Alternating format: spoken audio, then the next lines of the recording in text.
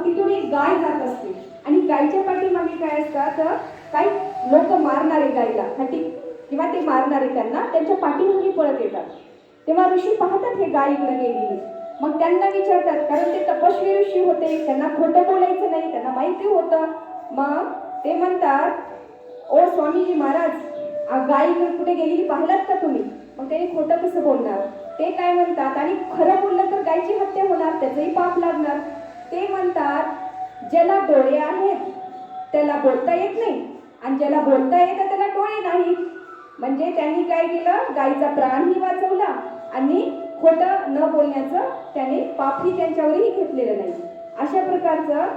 आणि सत्य, जर एखादा सत्य बोलून सुद्धा एक आपलं पाप लागतं असं सांगतात ऋषी. म्हणजे एखादी बाई आंधळी आहे, आपण जर म्हणलं, हे आंधळे इकडे असं जर म्हणलो तर तिचं मन दुखणार की हो, तिला वाईट वाटणार की? मग हे सत्य असून सुद्धा आपल्याला बोलायचं नसतं. अशा या गोष्टीचं पालन करायचंय. मुलगा असेल तर मुक्क म्हणल्यावर वाईट वाटतं, बहिरा आहे तर बहिरा आहे असं म्हणलं तर वाईट वाटतं. तर अशा प्रकारच्या गोष्टीचं पालन म्हणजे दुसऱ्याला हानी न होता आपल्याला अहिंसा सत्याचं पालन करायचंय. मग याच्यानंतर आपल्याला सांगितले असते चोरी न करणे. तुम्ही म्हणसाल, आहो ताई आता मी लहान आहो का, चोरी न करायचं काय सांगताय तुम्ही, आम्ही चोरी कशाला करावी? चोरी म्हणजे कशाची चोरी आहे पहा.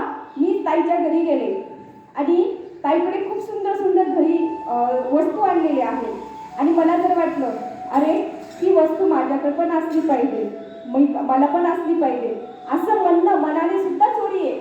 तर आपल्याला जेवढं देवाने दिलेलं आहे त्याच्यामध्ये संतुष्ट राहणं, त्यांच्या भाग्यामध्ये आहे, त्यांना मिळत आहे, आपल्या भाग्यात नाही आहे, नाहीतर नाही, हे संतुष्ट राहणे, हे वस्तू माझ्याकडे राहावी, हे सुद्धा चोरी असं ऋषी आपल्याला सांगतात. मग सांगितलेलं ब्रह्मचर्य, ब्रह्मचर्याचं पालन करणे. आता आपण म्हणतो आम्ही ब्रह्मचर्याचं पालन करतो. ब्रह्मचर्य पालन म्हणजे आपल्याला डोळ्याने जरी कुणा हा चांगला आहे किंवा हे वाईट आहे अशी पापबुद्धी सुद्धा आपल्यामध्ये येऊ नये असं ऋषी सांगतात. आणि प्रत्येक वेळेस आपण कोणतंही काम करू देवाच्या सानिध्यात राहून ब्रह्म मध्ये राहून काम करणे म्हणजे ब्रह्मचर्य. मी आज योग शिकवते, देवाचं नाव घेत शिकवलं पाहिजे. तुम्ही स्वयंपाक करताय, वासुदेवाय नमा, नारायणाय नमा, लक्ष्मी देवी नमा म्हणत ते जे काही कर्म करतोय त्या कर्मानुसार देवाच्या ब्रह्मामध्ये राहत सतत ब्रह्मामध्ये राहणं म्हणजे ब्रह्मचर्य. बक्कळ साधू संत असतील, भगवे वस्त्र घातले आणि त्यांच्या जर डोळ्यात एखादी स्त्री आहे किंवा त्यांच्या जर डोळ्यात हे असेल तर त्याला ब्रह्मचर्य म्हटलं गेलेलं नाहीये असं सांगितलेलं आहे. दुसरं सांगितलेलं आहे अपरिग्रह, म्हणजे आपल्याला आवश्यक जेवढं आहे तेवढ्याच वस्तूचा संचय करायचा आहे. एक साडी कपाटात पडलेली आहे, 2 साड्या पडलेल्या आहेत, कपाट भरून पडलेलं आहे, तरी आपल्याला 4 साड्या हव्या असतात. हे दागिनं बनवलेलं आहे तरी आपल्याला 3ऱ्या दागिन्याचा मोह होतो. याच्याने काय होतं, दुःख होतं. आपल्याला चाललंय ना आपलं काम, आता माझं हे ड्रेस आहे, मी अजून 4 जागी वापरू शकते ना, मला कशाला पाहिजे, मला अजून 2-4 ड्रेस पाहिजे असं सांगतात. जे आवश्यक आहे तेवढ्याच वस्तू आपण एकत्र करावं. पैसा असेल, धन असेल, दौलत असेल, पैसा पैसा पैसा पैसा म्हणून आपण त्याच्यात आयुष्य घालवतोय. तर असं न करता तुम्हाला पैसा कमवू नका अशातला भाग नाही, कमवा, मुलाबाळांचं कर्तव्य पार पाडेपर्यंत असं त्याच्यामध्ये सांगितलेलं आहे. मग 3रं सूत्र सांगितलेलं आहे. हे झालं आपल्याला अहिंसा सत्य असते म्हणजे आपण कसं वागलं पाहिजे, याच्याने आपल्याला दुःख होणार नाही असा जर नियमाचं आपण पालन केलं तर. मग या सगळ्या व्रताचं पालन कसं केलं पाहिजे हे 31व्या सूत्रात सांगितलेलं आहे.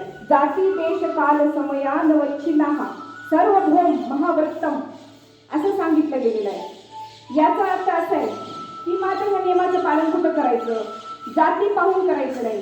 जाती म्हणजे वाणी जंगम मराठी अशातला भाग नाही. जाती म्हणजे कुणी कुणी म्हणतं आम्ही गाईला मारत नाही हो, शेळीला मारतो, हे सुद्धा जाती म्हणजे प्राणी जातावर कुणीच जाती प्राणी मात्रावर आपण हे करायचं नाही इथं सांगितलं गेलेलं आहे. काल म्हणजे आपण म्हणतो आज गुरुवार आहे, सोमवार आहे, मी आज हे करणार नाही, दुसऱ्या दिवशी मी करणार किंवा खोटं बोलणार किंवा मी अजून काही चुकीचं वागणार.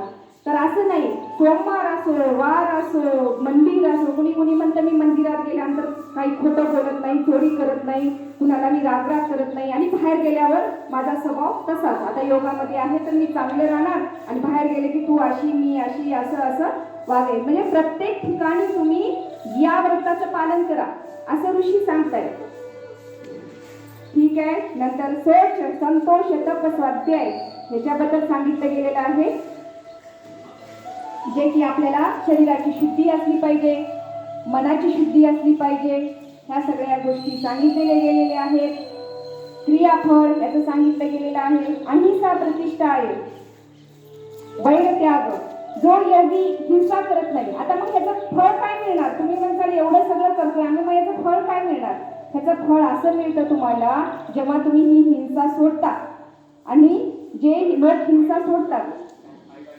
लोक हिंसा सोडतात, मग त्या लोकांना जे फॉलो करतील, आता जसं आपले परमपूज्य स्वामीजी आहेत, आता ते ईश्वरी तत्व आहेत, त्या लोकांना आपण फॉलो करतोय, तर आपला पण हिंसा भाव सुटलेला आहे.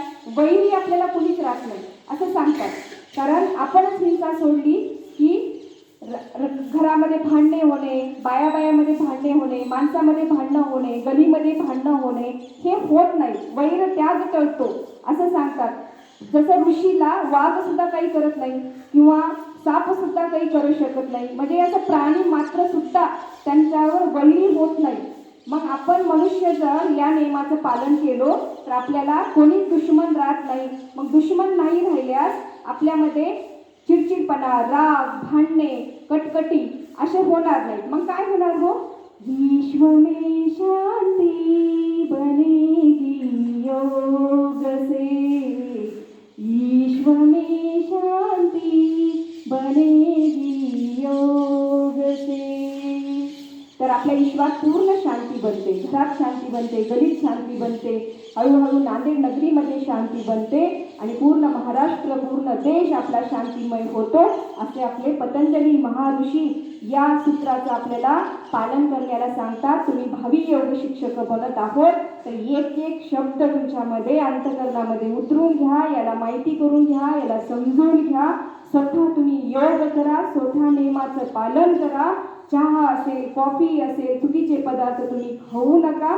आपल्यामध्ये आपलं आत्मबल वाढवा, आपल्यामध्ये आत्मशक्ती वाढवा आणि या योगाचं सफल करा, सगळ्यांना भलं करा. जसं आपला सूर्य आपण बनून दुसऱ्याला प्रेरणा द्या.